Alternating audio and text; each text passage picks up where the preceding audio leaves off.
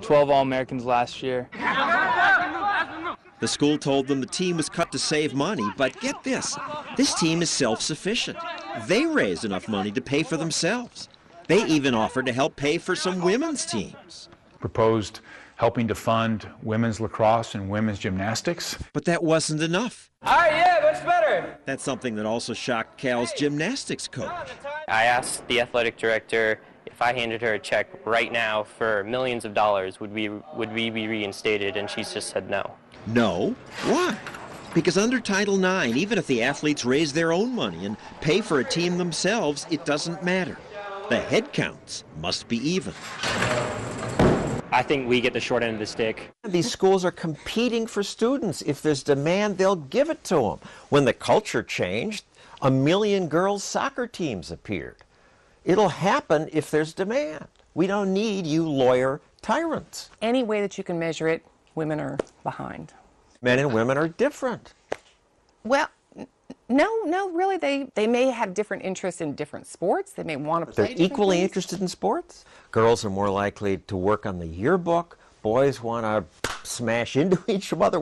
We are just different. So maybe boys do want to smash into each other and girls don't. But girls want to flip around on the floor and girls want to swim back and forth. When Title IX was passed, men's gymnastics had more than 100 Division I teams. Yeah. Today there are just 17. 16 after Cal finishes its last season. That'll have a huge impact on the success of the USA program. McNeil, who's now training for the Olympics, says Title IX will kill the U.S. Olympic program. Men's gymnastics programs can have a max of 6.3 scholarships. Women can have 12. Women do 4 events, men do 6 events. How can any person look at that and say, yeah, that's fair?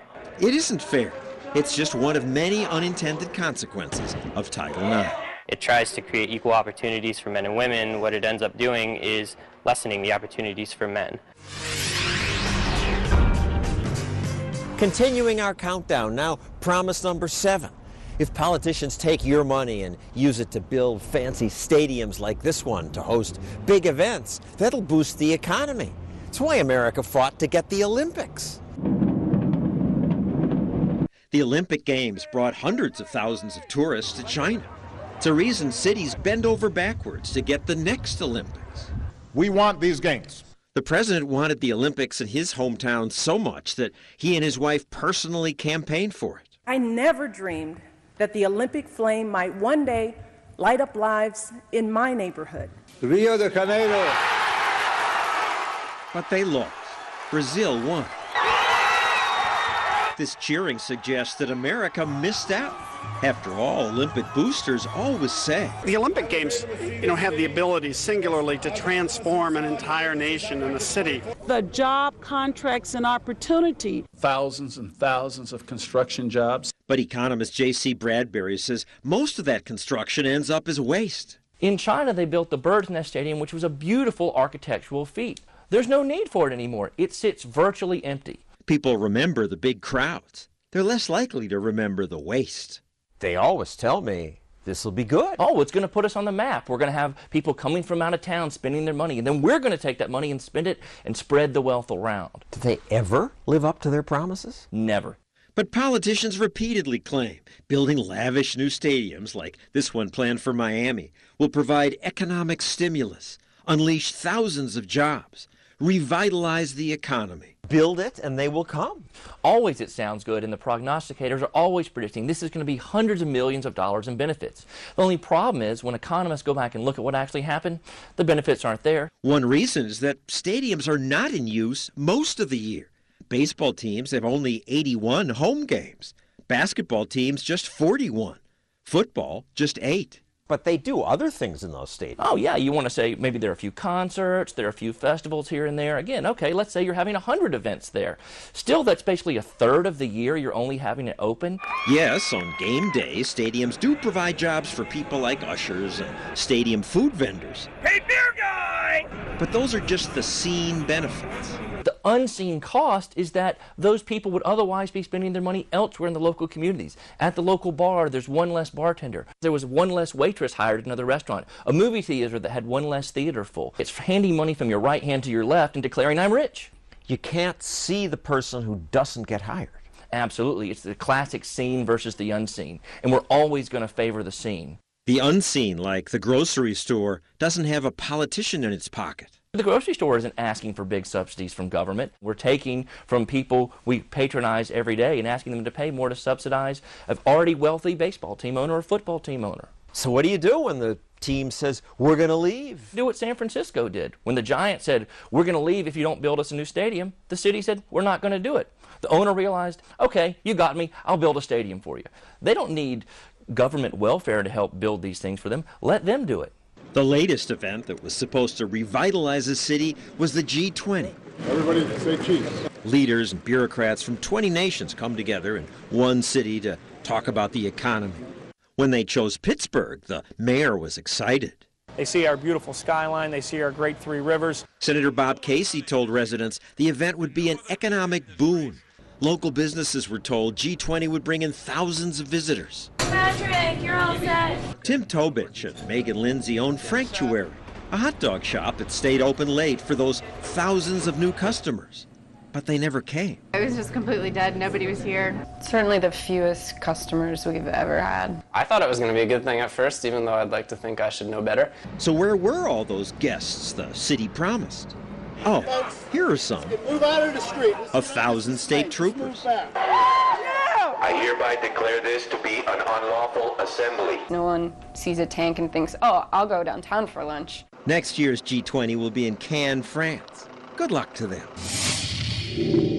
Next, Uncle Sam wants to help you buy some of these. When we come back, I'll explain.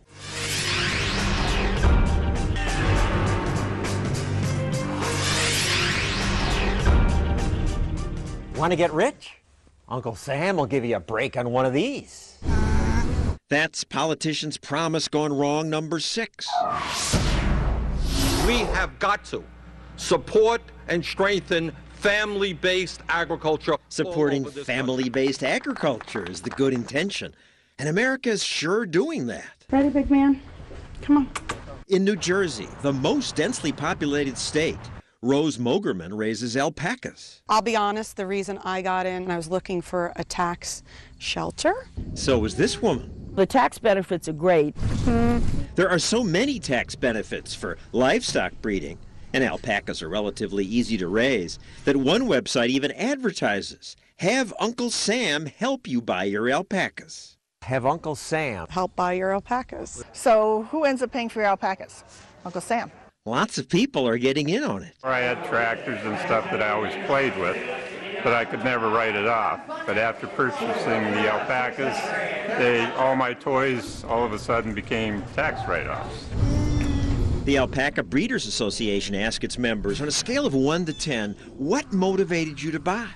More than half rated tax benefits a 10. We got into it for the tax reasons. They may call themselves farmers, but they sound like accountants. Take a Section 179 deduction. Depreciated over 5 to 7 years. There's something called CAUV. Alpacas are also valued for their fleece. Excellent gray fleece. But selling fleece doesn't explain the growth in alpaca raising. 25 years ago, there were 150 in America. Now there are 150,000. So, 10,000. She has a pedigree that is solid gray. At alpaca auctions, prices have gotten high. It's only money. Don't be so uptight about it. Just recently, an animal sold at auction for over $600,000. Wow. But this is not necessarily a good thing. Do you have someplace else to go? This llama may not like me talking about this, but economists at the University of California, Davis warn the industry is a bubble. Government's good at creating bubbles. Last year, I reported how Congress's ridiculous tax credits created a bubble in golf cart sales. It is endless, the possibilities that this bill will pursue, encouraging energy-efficient products such as plug-in hybrid cars. Unfortunately, the plugs are connected to coal plants. The National Research Council says electric cars may be worse for the environment. No matter. The jobs that are going to be created. This car dealer advertised free electric cars. Buy one for $6,000 and take the $6,000 tax credit. Governor Mike Huckabee got one. A friend of his got 7. I got this one. Totally free. Free for me anyway. You taxpayers paid for it. The deal sure helped the golf cart industry. My dealers sold 10,000 carts. At least the golf cart credit expired, but most government giveaways don't. I fell in love with them. But first you fell in love with the tax break. Yes, I have to be honest. I might have had 2. I wouldn't have had 100. Next, have you got some of these in your wallet? Be careful, I hear those evil credit card companies want to rip us off. But don't worry, government says it will stop credit card abuse. That's promise gone wrong number 5.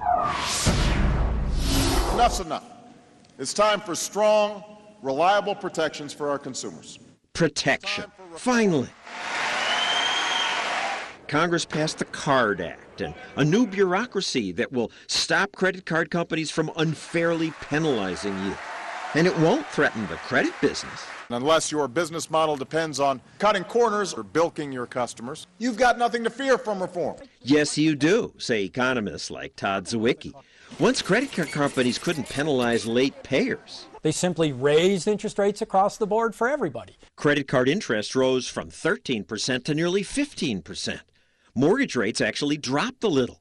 So did Treasury bill rates. But credit card interest went up. Also, banks stopped offering credit to some people. J.P. Morgan Chase cut off 15% of its customers. Hundreds of thousands of people can't get cards who used to be able to have cards, and all the rest of us now have to pay more for credit. Maybe they're better off not having credit because they couldn't handle it. Just to say that they don't have a credit card doesn't mean that they don't have credit. They'll just go to more expensive places. You're going to go to the local payday lender or the local pawn shop to get the money that you need. And really get ripped off. And how much did you want to loan today? Payday lenders are businesses that make small, short-term loans, often just till payday. A bill came in and it was a little higher than I anticipated. I borrowed $250. That was good for me. But the annual interest, this place posted clearly 521%. Some places charge more. 800% interest is legal? Maybe not once consumer protectors get Congress to ban those abusive payday loans. But what elites call abuse, some consumers call a way out. I know people say predatory lending, blah, blah, blah, high interest rate. But if you have an emergency. For many people, payday lenders are the only way they can avoid missing a bill payment. It's not just a matter sometimes of saving money. It's a matter of saving yourself grief. Why don't they get a credit card? Oh, I forgot. These men made that tougher. Every time I apply, they turn me down. People who have limited choices when it comes to credit are not likely to have their situations improved by taking away some of those limited options that they have. The political class promised to fix credit card penalties, but the penalties equal less than 7% of banks' earnings. Banks make much more charging interest. Politicians say they rip us off there too. If they could get away with charging you 100% interest, they would. Certainly they would. The problem is they can't. This is one of the most competitive markets in America. I've got 4 credit cards in my wallet. As I sit here talking to you, my credit cards are competing for my business. If one credit card tries to rip me off or charge me too much, or even if they don't talk to me nice on the phone, I'll switch to another credit card. And caps on rates have unintended effects. Arkansas once capped interest at 10%. Very few people could get a credit card in Arkansas as a result. Arkansas is also known as the pawn shop capital of America. Pawn shop interest is often 250%. In the 1960s, the second biggest revenue source of organized crime was illegal lending. Is that the world we want to go back to, where we get rid of payday lending and we're so morally outraged that we're going to put people in the hands of the leg breakers and the loan sharks? They charged an interest rate that was well over 1,000%, and their collection techniques are a lot tougher than your local pawn shops. Now, promise gone wrong number 4. Government will give everyone health insurance, but for less money. That was a big one. This was the triumphant signing ceremony. And then they gave the speaker a birthday celebration. Look at the big smiles. They were thrilled that their Affordable Care Act would give insurance to many more people for less money.